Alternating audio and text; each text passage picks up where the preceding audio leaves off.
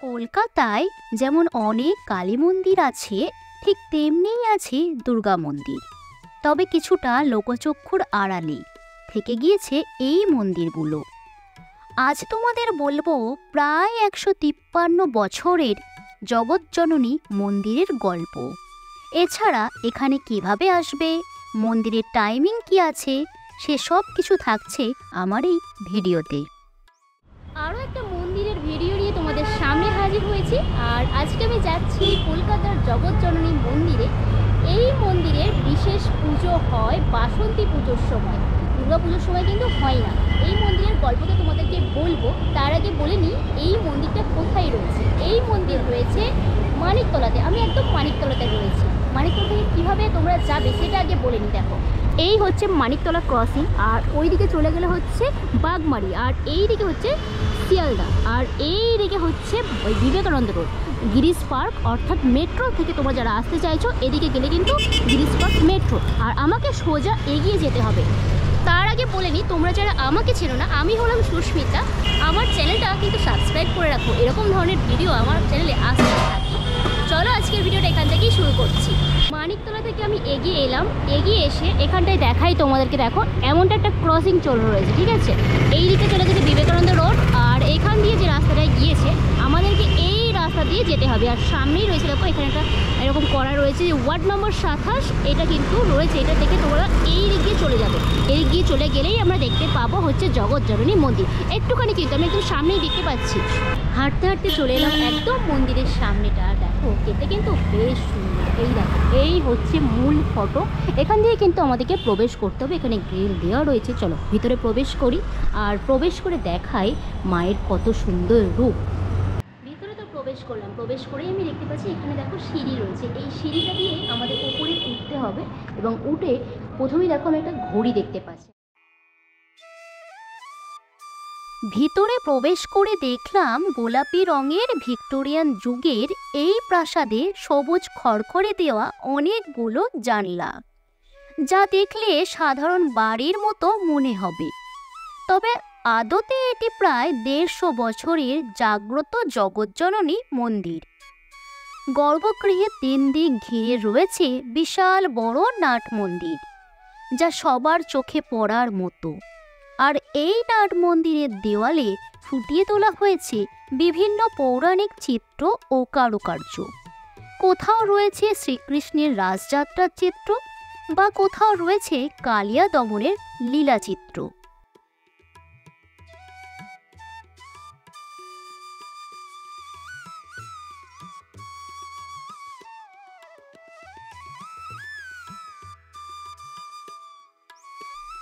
মারতে মূর্তি অষ্টধাতুর, যা দেখে একেবারে সোনার মনে হলো আমার।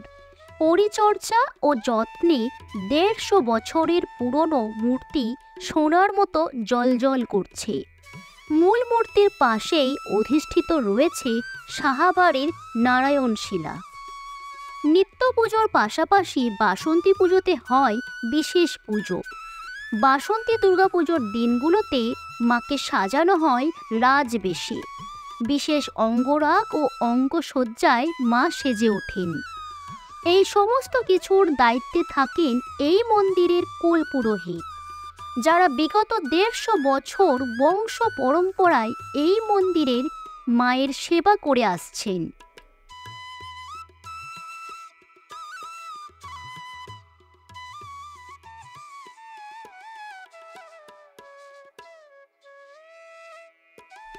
এই মন্দিরে তোমরা কিভাবে আসবে? শিয়ালদার দিক থেকে আসতে চাইলে তোমরা শিয়ালদা স্টেশনে আসো, তারপর তোমরা আসো বাসে করে মানিকতলা ক্রসিং। এছাড়া যারা হাওড়া থেকে আসবে একই রকম তোমরা আসতে পারো মানিকতলা ক্রসিং, তারপরই মিনিট 5 লাগবে হাঁটা পথে। এছাড়া এখানে নিয়ারেস্ট মেট্রো স্টেশন হচ্ছে গিরিশ পার্ক মেট্রো স্টেশন। এবার বলি তোমরা এই মন্দিরে কখন আসবে, অর্থাৎ টাইমিং। সকাল 6টা থেকে দুপুর 12টা পর্যন্ত, এবং বিকেল 6টা থেকে রাত্রি 8:30 পর্যন্ত এই মন্দির খোলা থাকে।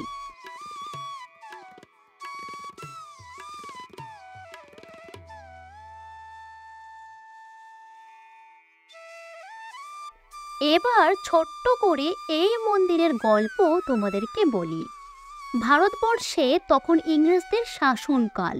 অবিভক্ত ভারতে মিরাটের এক ব্যবসায়ী জনার্দন সাহা পান বরজের ব্যবসায় লাভ করে বিপুল সম্পদশালী হয়ে উঠলেন। লালমুখো সাহেবদের পানের নেশা ধরিয়েছিলেন যে বাঙালি, তিনি জনার্দন সাহা। ইংরেজ সৈনিকদের কাছে থেকে অর্জিত সোনা দানা অর্থ সব কিছুই তিনি পাঠিয়ে দিতেন কলকাতায় তার ভাই মুকুন্দ মুরারি সাহার কাছে। কলকাতায় তাদের বসত বাড়ি মানিকতলা স্ট্রিটে। পরবর্তীকালে জনার্দন পাশেই 1871 সালে তার একটি বাড়ি তৈরি করেন, পারিবারিক জগৎজননী মন্দির নির্মাণ করেন। এই মন্দিরের বয়স প্রায় 153 বছর। তো এই ছিল আজকের ভিডিওটা কেমন লাগলো অবশ্যই জানিও। আর তুমি যদি আমার চ্যানেলে প্রথম হয়ে থাকো, চ্যানেলটা সাবস্ক্রাইব করে নিয়ে পাশে থাকা বেল আইকনটা অবশ্যই ক্লিক করে নিও। দেখা হচ্ছে পরবর্তী কোনো নতুন ভিডিও নিয়ে। ততদিন ভালো থাকবে, সুস্থ থাকবে। চলো টাটা।